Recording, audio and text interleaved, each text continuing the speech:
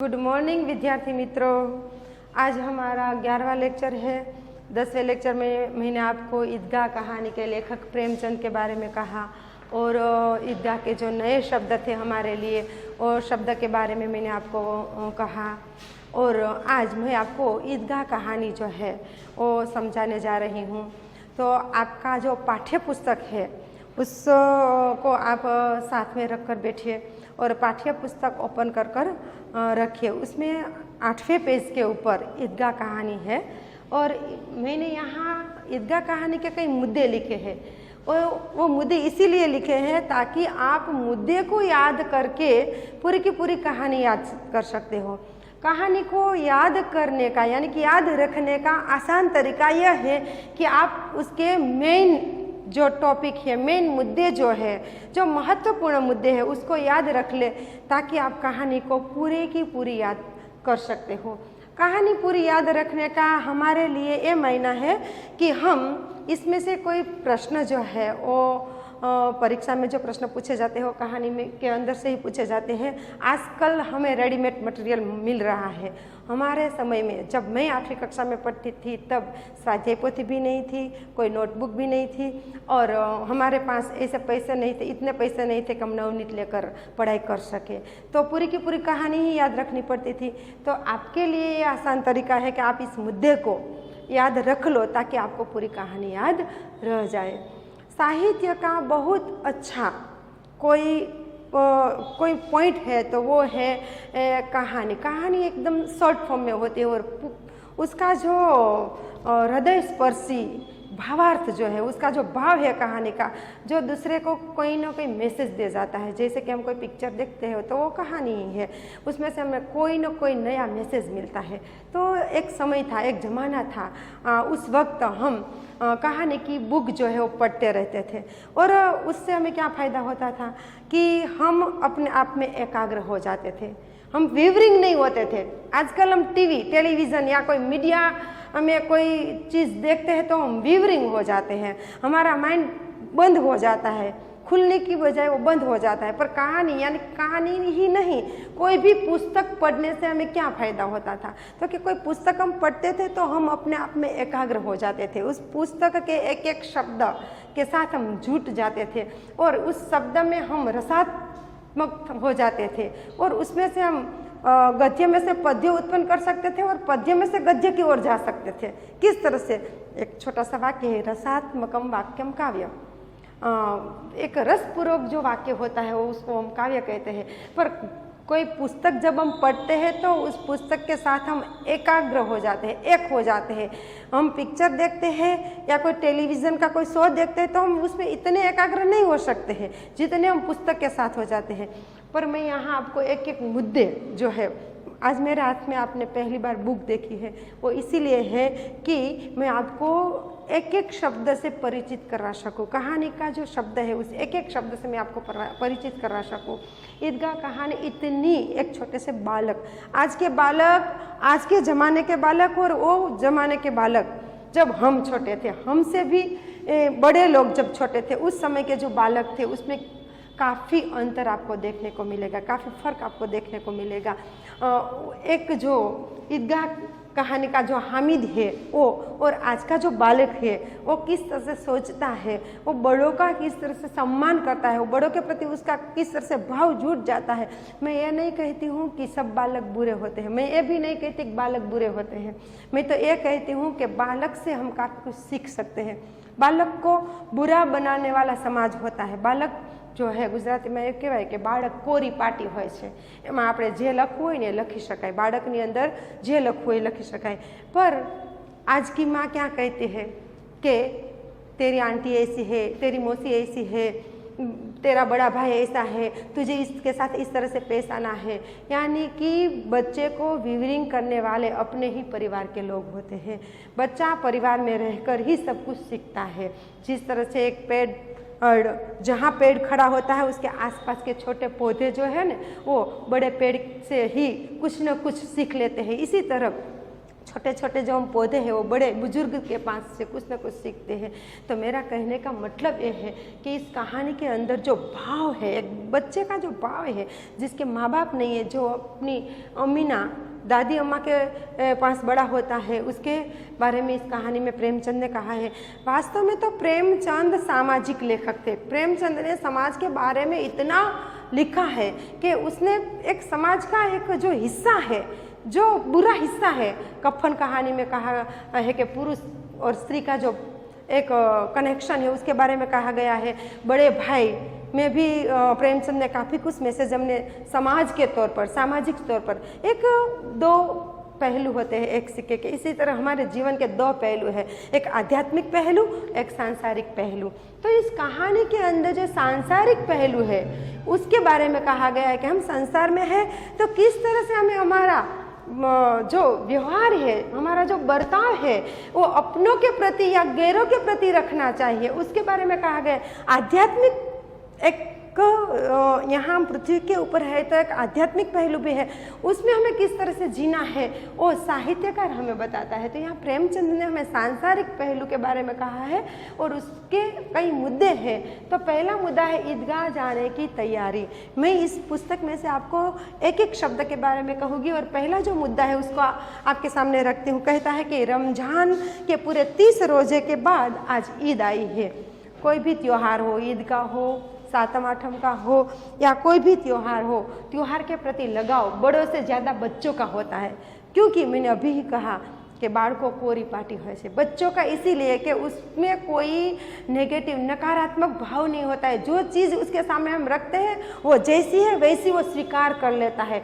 जो बड़ा होता है वो कोई चीज़ है उसके कोई भी चीज़, छोटा सा विचार क्यों नहीं है उसको भी वो काट छांट लेता है। जो छोटा बच्चा होता है वो कोई भी विचार को काट छांट नहीं करता है। जो विचार उसके सामने हम रखते हैं वो वैसे का वैसा ग्रहण कर लेता है। पर जो बड़े लोग होते हैं उसको हम कोई सोच, कोई विचार देते हैं तो उसको भी वो काट छांट कर अलग अलग तौर से वो देखने लगता है। मैं उसके बारे में आपको कहती हूँ कि गुजराती में कहेवामां आवे छे जेवुं अन्न एवुं मन। जेवो આપણે ખોરાક લઈએ છીએ આપણું મન હોય, पर जैसा मन वैसा विचार, वैसी सोच। हमारा मन जैसा है वैसी हमारी सोच भी हो जाती है। हम जैसा मन बनाते, जैसे कि सुबह मैं उठकर क्रोध का भाव लेती हूँ मन में तो मैं पूरे दिन क्रोध में ही रहती हूँ।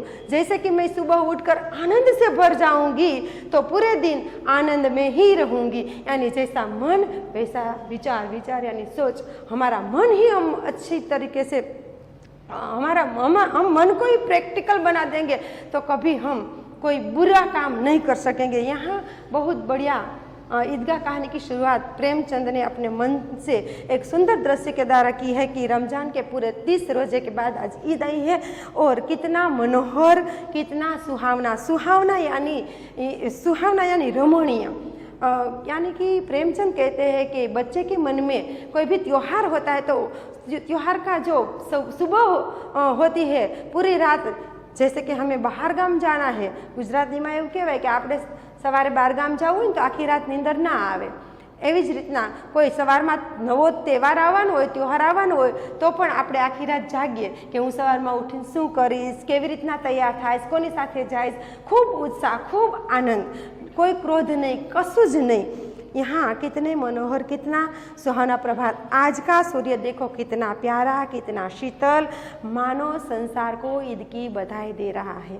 लेखक कहते हैं कि आज का सूर्य यानी कि प्रकृति के ऊपर भी हमारा आनंद जो है वो प्रकृति के ऊपर ही दिखाई देता है। जो हम आनंदित होंगे तो हमें सब कुछ अच्छा लगेगा, जो हम आनंदित नहीं होंगे तो हमें कुछ भी अच्छा नहीं लगेगा। यानी कि हर रोज़, कई लोग कहते हैं कि मेरे लिए तो हर रोज़ आनंद ही है। रजनीश का एक बहुत बढ़िया पुस्तक है आनंद हमारी जाति उत्सव हमारा गोत्र। यानी कि उसने कोई भी विभाग को किसी भी विभाग में नहीं रखा है, वो एक जैसे एक दृष्टिकोण से सबको देखते हैं। यहाँ प्रेमचंद ने भी यही कहा है कि आज छोटे से बालक के मन में इतना उत्साह था कि उसको सूर्य भी बधाई दे रहा था, ईद की बधाई सूर्य भी दे रहा था।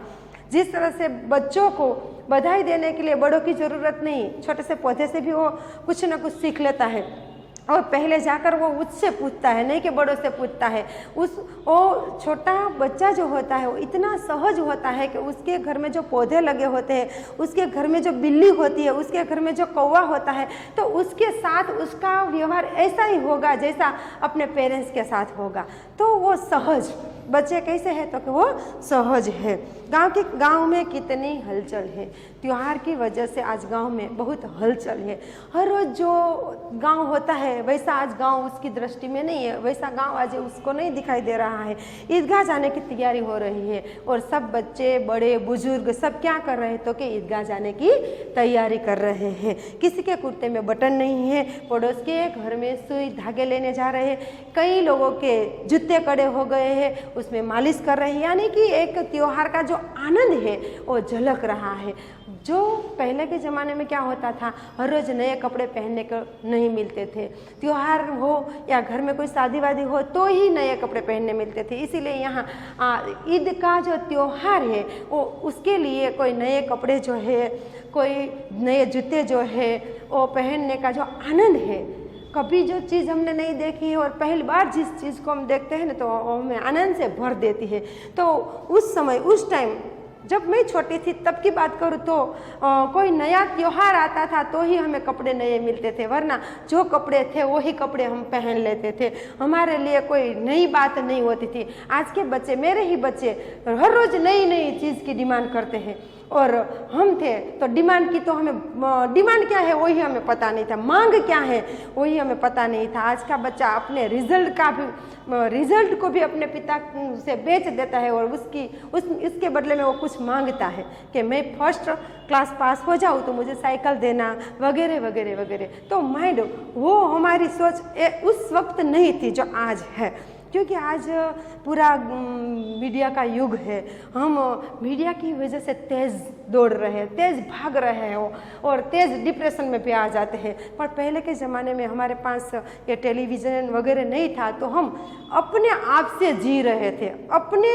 अंदर से जी रहे थे। आज मैं कौन हूँ वो भूल गए हैं और टीवी क्या है मुझ में वो हम सीख रहे हैं। तो एक ज़माना था कि उस समय हम अपने आनंद से जी रहे थे। आज वो एक ज़माना ये है कि हम दूसरों के आनंद को हम हमारा आनंद बनाने की नकल कर रहे हैं।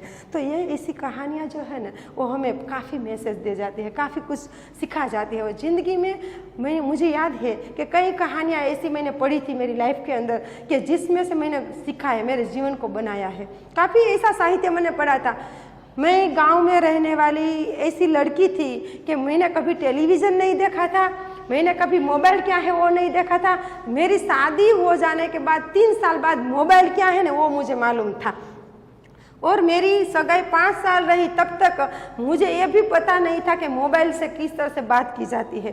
तो इसीलिए वो 5 साल मेरी सगाई जो है वो टिकी, वरना 6 महीने में वो टूट जाती। पर मैं ये बताना, सब बच्चों को मैं ये बताना, खासकर लड़कियों को ये बताना चाहती हूँ कि जितना हम अपनी ओर से जिएंगे उतना हम संबंधों को रिस्पेक्ट में रख सकेंगे, संबंधों को टिका सकेंगे। जितना हम दूसरों की सलाह से जिएंगे उतना हम काफ़ी कुछ काट डालेंगे, दूसरों की सलाह से हम काट डालेंगे। तो यहाँ ये कहानियाँ, मुझे वो बात याद है कि कई जब बारिश के दिन होते थे, हम खेत में काम में नहीं जाते थे और घर में रहते थे, उस समय हम काफ़ी पुस्तकें पढ़ते रहते थे। टेलीविज़न नहीं था, पुस्तकें पढ़ कर इसमें से प्रेरणा लेते थे। सीता का चरित्र कैसा था, द्रौपदी कैसी थी, काफ़ी जो है रावण में से भी काफ़ी कुछ मैंने सीखा है। रावण बुरा नहीं था वैसे, पर मैं ये कहना चाहती हूँ कि दूसरों के चरित्र में कई अच्छाइयाँ है वो हम कहानी में से सीख सकते थे। तो वो सब बात यहाँ प्रेमचंद जो है उसकी कहानी तो सामाजिक कहानी थी, कृषक की कहानियाँ थी। तो जो गांव के बच्चे थे वो शहर की ओर किस तरह से मुड़े, तो कि उसने कहानियाँ पढ़ी, सब कुछ दिल्ली कहानी आती थी, ये सब पढ़ी और उसके बाद उसने अपने रास्ते निकाले। मेरे ख्याल से जूनागढ़ के जो भी डॉक्टर है वो सब गांव के ही है, गांव से ही जूनागढ़ में आए हैं।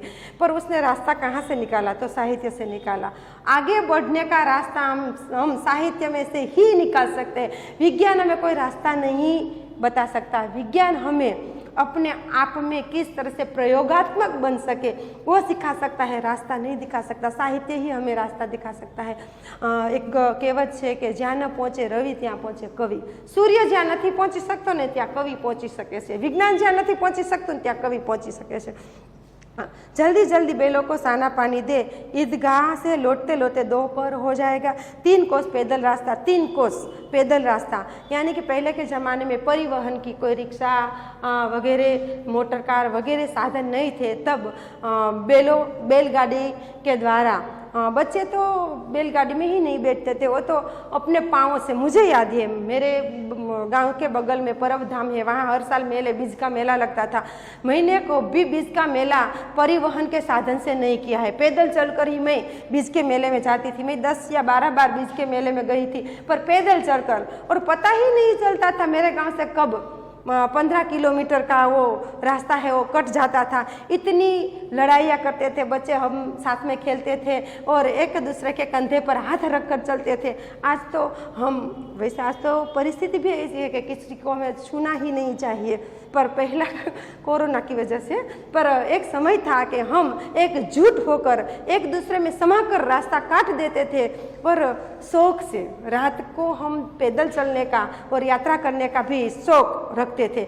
मेरे गांव से मैं सताधार रात को चलकर, हर एक पूनम की जो रात होती थी तब कुदरती उजाला होता था, और उस समय हम रात को यात्रा करते थे। छोटे छोटे बच्चे यात्रा करते थे, डर नाम की कोई चीज़ नहीं थी। आज तो समाज भी ऐसा बन गया है कि हम अकेले नहीं निकल सकते थे। मुझे याद है, मैं हर पूनम को अंबाजी तक चलकर, पैदल चलकर अंबाजी तक जाती थी, और वो आनंद, पूनम की रात, और कई ऐसे रात के पक्षी, कई ऐसे रात के जानवरों का मज़ा हम लूटते थे, और एक प्रयोग था वो, उससे हम विज्ञान भी सीख सकते थे। पर आज के बच्चों के लिए मुमकिन नहीं है, पर काफ़ी कुछ ऐसे मेले में बच्चों को जाना चाहिए, वैसे पैदल चलना चाहिए। प्रेमचंद की इस कहानी से हमें हामिद काफ़ी मैसेज दे रहा है कि उस समय परिवहन के साधन नहीं थे, फिर भी बच्चे पैदल चलकर 3 कोस पैदल चलकर मेले में जाते थे। फिर सैकड़ों आदमियों से मिलना भेंटना, और आज की तरह नहीं है। आज हम मेले में जाते हैं तो मम्मी पापा और मैं, हम 3 ही होते हैं, और कोई साथ वाला भी नहीं होता है। पहले ऐसा नहीं था। पहले पड़ोस वाले, पहले मम्मी पापा को पता ही नहीं था, पड़ोस में एक ऐसा व्यक्ति होता था जो सबको संभाल लेता था, पड़ोस के सब बच्चों को साथ में ले जाता था। पहली बार मैं जूनागढ़ पिक्चर देखने के लिए आई थी, फिल्म देखने के लिए आई थी, वो भी हमारे पड़ोस के मेरे पापा के मित्र के साथ, और वो 15 बच्चों को साथ लेकर आए थे, और 10 रुपीज़ में उसने हमें जूनागढ़ घुमाकर वापस घर छोड़ दिया था। वो समय था। तो यहाँ आजकल ऐसा नहीं है, पर वो आनंद था। वो बात याद करती हूँ तो भी मुझे आनंद आता है। मैं वैसे मेरे बच्चों को दूसरों के साथ भेजती हूँ, क्योंकि वो माँ बाप से जो चीज़ नहीं सीख सकता है वो कभी अपने आसपास के लोगों से सीख सकता है। इसीलिए थोड़ा बहुत अपने पड़ोस वालों के ऊपर विश्वास भी रखना चाहिए। किसी ने और इस बच्चों में से किसी ने 1 रोज़ा रखा है, किसी ने 2 रोजे रखे हैं। दोपहर का टाइम होने लगा है, लेकिन ईदगाह जाने की खुशी उनके हिस्से की चीज़ है। बच्चों रोज़ा रखा है इसीलिए ईदगाह जा सकेंगे, ऐसा नहीं है। पर बच्चे ऐसा सोचते हैं कि ईदगाह जाना वो हमारे हिस्से की, खुशी के हिस्से की एक चीज़ है। रोजे बड़े बूढ़ों के लिए हो गए। क्या कहते हैं बच्चे कि रोजे बड़ों बूढ़े के, उपवास नहीं किया तो क्या हुआ। पर हम मेले में जाकर जो आनंद लूटेंगे वो उपवास से भी नहीं लूटा जा सके। बच्चों का मन ही ऐसा प्रसन्न होता है। इसीलिए कहा गया हमें जीवन भर बच्चा ही रहना चाहिए। भले दिखाव में हम 45-42 के दिखते हो, पर हमारा अंदर का स्वभाव, हम अपने आप में जब मिलेंगे तब एक बच्चा होकर अपने आप से मिले ने, तो ही हम दूसरों की गलती नहीं निकाल सकेंगे, वरना हम निकाल सकेंगे। जो बच्चा है वो जल्दी भूल जाता है, बड़ा जल्दी नहीं भूलता है। बच्चे को हम डांटते हैं, थोड़ी देर बाद वापस वो आता है, माँ मुझसे कोई भूल हो गई, वो ऐसा कहता है। पर बड़ा 15 दिन बाद आता है और कहता है कि मुझसे कभी कोई भूल नहीं होती, फिर भी आपने मुझे नहीं बुलाया। मुझ स्वीकारेगा नहीं, बड़ा कभी नहीं स्वीकारेगा, बच्चा स्वीकार लेगा और वो जल्दी स्वीकार लेता है, इसीलिए जल्दी वो खुश हो जाता है। बड़ा नहीं स्वीकारता है इसीलिए वो खुश नहीं होता है। धीरे धीरे धीरे बड़ों का जो रोग हो ये कभी बच्चों को नहीं लगता है, पर बच्चों के रोग बड़े को लग जाते हैं। उसका कारण माइंड है। एक छोटी सी कहानी आपको सुना देती हूँ कि अमेरिका में एक कैदी को ऐसा कहा गया कि आपको कल एक विषैले नाक को डंसा कर मारना है, फांसी नहीं दी जाएगी, आपको विष से मारना है। और उसकी आंखों पर पट्टी लगाकर उसको सेफ्टी पिन थोड़ी चुभाई और 2 ही मिनट में वो मर गया, क्योंकि माइंड में से विष का जो स्राव है होने लगा और उसको ऐसा लगा कि मुझे सांप ने डस लिया है, वो मर गया। इसी तरह दूसरी एक ऐसी कहानी है कि एक बार एक वाव के अंदर एक भाई अपना जो वाव के अंदर एक लकड़ी रखी जाती है जिसके ऊपर एक मशीन रखी जाती है, तो उस लकड़ी को काट रहे थे, उसमें से सांप का बड़ा सा हाड़ पिंजर निकला और उसको याद आ गया कि 20 साल पहले मैं यहाँ काम कर रहा था, तब मुझे कुछ ऐसा लगा था कि किसी ने मुझे डंस दिया हो, इतने बड़े सांप ने मुझे डंस दिया और वो वहाँ मर गया। यानी कि हम डर से मरते हैं। आज कोरोना के डर से हम मर रहे हैं ना, वास्तव में कोरोना है ही नहीं, पर उसके डर से मर रहे हैं। तो हम डर से मरते हैं, मन से मरते हैं, हम कभी अपने हृदय से नहीं मरते हैं। हृदय यानी हार्ट अटैक की बात नहीं कर रही हूँ, हम हृदय यानी कि अपने आप ऐसा मरने के लिए हम अपनी तैयारियां कर लेते हैं पहले से। पहले के ज़माने में लोग कहते थे कि मैं शुक्रवार के दिन मर जाऊंगा, इच्छा मृत्यु, उसकी इच्छा होती थी तब मृत्यु आती थी, पर आज इच्छा के बिना मृत्यु आ जाते हैं, क्योंकि मन से आ जाती है। मैंने कल्प के बारे में आपको कहा था, किसी ने एक रोजा रखा है, वह भी दोपहर के लिए रोज ईद का नाम रखते थे। बच्चे क्या हैं कि कोई त्योहार नज़दीक आता है तो रोज़ उसकी माँ को पूछते हैं कि कब सातम आठम आएगा, कब ईद आएगी, रोज़ पूछते हैं। और वो एक एक दिन जब उसके लिए एक एक दिन जो है वो बहुत आनंद का दिन हो जाता है। आज वह आ गई और आज ईद आ गई, सब बच्चे हामिद वगैरह वगैरह साथ में मेले में जा रहे थे। अब जल्दी पड़ी है कि लोग ईदगाह क्यों नहीं चलते, उनकी अपनी जेबों में तो कुबेर का धन भरा हुआ है। कुबेर का धन इसीलिए कहा गया है, कुबेर मैंने आपको कहा कि जो रावण ने शिव का भक्ति करके कुबेर को राजी किया था, कुबेर जो है वो धन का देवता है। पर यहाँ हामिद के पास सिर्फ 3 पैसे है, पर बच्चे को हम 10 पैसे 3 पैसे दे देते हैं तो उसके लिए वो लाखों के समान हो जाता है। जब हम बड़े हो जाते हैं तब हमें धन से भी तृप्ति नहीं मिलती है, जब हम छोटे होते हैं तब हम धन से भी तृप्त होते हैं। यहाँ बार बार मैं बच्चे की बात इसीलिए कर रही हूँ क्योंकि ये बाल चरित्र की कहानी है। बार बार जेब में से अपना खजाना निकाल कर गिनते हैं और खुश होकर फिर रख देते हैं। बच्चे जो है उसके पास थोड़े पैसे होते हैं तो भी वो बार बार गिनते हैं और खुश हो जाते हैं। जब हम छोटे थे तो हमारे पास छोटा सा गल्ला रहता था, उसमें हम पैसे रखते थे और वो वापस हम उसको बाहर निकालते और वापस उसको गिन कर रखते थे, पर उससे भी हमें आनंद मिलता था। आज हमारे माँ बाप हमें 500 की नोट थमा देते हैं फिर भी कोई आनंद नहीं, वो 500 ही दिए। पर एक ज़माना था हमें 5 पैसे दिए जाते थे तो भी हम आनंदित हो जाते थे कि ओह मुझे 5 पैसे मिल गए। महमूद गिनता है 1 2 10 12, उसके पास 12 पैसे। महमूद के पास कितने पैसे हैं तो के 12 पैसे हैं। मोहसिन के पास 2 यानी कि 8 पैसे है। इन्हें अनगिनत पैसों से अनगिनत चीज़ लाएंगे और सब बच्चे कहते हैं कि इस अनगिनत पैसे से हम अनगिनत चीज़ें लाएंगे। इस कहानी को मैं यहाँ तक रखती हूँ और आगे की जो कहानी है कि किस तरह से बालक जो है मेले में जाते हैं और मेले में किस तरह से वो खरीदी करते हैं और कौन सी चीज़ खरीदते हैं और उस चीज़ों में से भी बालक सीखते हैं कि कैसी हामिद जो चीज़ खरीदता है, चिमटा खरीदता है, उस चीज़ का उसका इतना बड़ा चरित्र चित्रण करता है कि बच्चे उससे प्रभावित हो जाते हैं, चिमटे से वो प्रभावित हो जाते हैं। इसीलिए आज की कहानी मैं यहाँ तक रखती हूँ। आगे की कहानी जो है मैं 12वें लेक्चर में आपको समझाऊँगी।